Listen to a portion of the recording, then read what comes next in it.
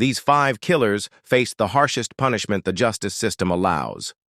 One by one, they were sentenced to death, and their reactions ranged from rage to cold silence. This is how they responded when the gavel came down. Is Michael Brady, who attempted a prison escape that resulted in the death of 4 prison workers at Pasquotank Correctional Institution in North Carolina. Brady was charged with first-degree murder under North Carolina law. The state allows the death penalty when the crime involves multiple victims, premeditation, or extreme cruelty, all of which applied here. I'll do like 4 to 8 times. I hit Jeffrey Howe until he stopped moving. I don't know how many times I hit him with a hammer. Michael Brady was already serving time in North Carolina when he led a prison break attempt in 2017. Armed with hammers and scissors, he and 3 other inmates murdered 4 staff members in cold blood. In court, Brady admitted to everything, showing no remorse. That man, Michael Brady, beat that man, George Midget, like he was trying to bust concrete. Brady then tried to hop a fence, but then was captured at gunpoint. It was like a bloodbath, and I stepped in between Jeffrey and Wendy, and I slid trying to get in because the whole elevator floor was nothing but blood. We know who originated the plan. We know who led the plan. I'm up here to tell the truth. You can ask me anything you want. I'm gonna tell the truth. Whether it hurts me, whether it helps me, I don't care about that. You don't believe you're crazy, do you? No, I don't think I'm crazy, no. And you do know the difference between right and wrong? Yes. So you know murder is wrong. Murder is a different name for a death, but yes. Your freedom meant more than their lives. Yes. Unanimously recommending that the defendant be sentenced to death. Brady seems completely emotionless, and the judge later agrees on the death penalty, where he now sits locked up in Colorado, awaiting his death sentence. At just 19, Austin Myers became Ohio's youngest person on death row. He and Timothy Mosley murdered 18-year-old Justin Back to steal a safe. And Mosley went to Back's house in an attempt to rob a safe that belonged to his father. During the robbery, Back was strangled with a choke wire. The idea of strangling him, that way it would create no mess, pretty much be an easier job to handle. Obviously, Justin was trying to put up a fight, and he wasn't overpowering us.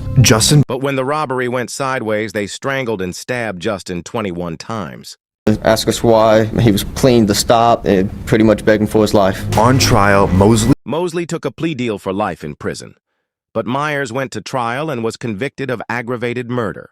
Myers begged the jury to spare his life, saying it would only hurt another innocent family. It's only going to cause more pain and suffering for another family, not me. It won't hurt me. I won't feel anything. It's going to hurt more innocent people. I'm going to stand up here and tell you how much I hate you. That is without question. I would just hope that every time you close your eyes at night, you see my son, Justin. I think there's a lot of good things I can do with my life if you allow me to keep my life. And the defendant does not understand how precious life is. Therefore, the sentence of death shall be imposed upon Austin Gregory Myers on the charge of aggravated murder. Their lives destroyed by this, and it was just for nothing. I mean, there was no money in the safe. There was nothing in there. They did this for basically nothing. Fresh out of prison, Nico Jenkins launched a 10-day killing spree in Omaha, Nebraska, murdering 4 people in separate attacks. 18 years old, Jenkins was sent to a youth correctional facility and served a 10-year sentence in prison for carjacking and assault. A month after his release, Jenkins shot and killed 2 individuals in a robbery. 8 days later, his next victim was a former inmate he originally met in prison. He was shot and killed in his own garage. 2 days after that, Jenkins killed his 4th victim in a carjacking. Jenkins was arrested for unrelated charges, but it was here that cops were able to pin the ammo used in one of the killings to Jenkins. Do you not realize I got Nico Jenkins? Do you not realize that? I got Nico Jenkins. I got you. What do you mean you got me? I got your DNA at the murder scene. I got your DNA in the car. Sir. I got the weapon. I got Nico Jenkins. Jenkins pleaded no contest to 4 counts of first-degree murder in Nebraska. He waived a jury trial, allowing a 3-judge panel to decide his fate. Deliberate and planned act. The victims were pre-selected and the murders were purposeful. Jenkins never showed emotion, not during trial and not during sentencing. sentence. Therefore, this panel finds that the death penalty is appropriate, should be, and is hereby given for each of the 4 murders by the defendant. As Jenkins Even when the judges ruled the death penalty is appropriate, under Nebraska law, a 3-judge panel must unanimously agree on the death penalty. They did, and Jenkins is now on death row.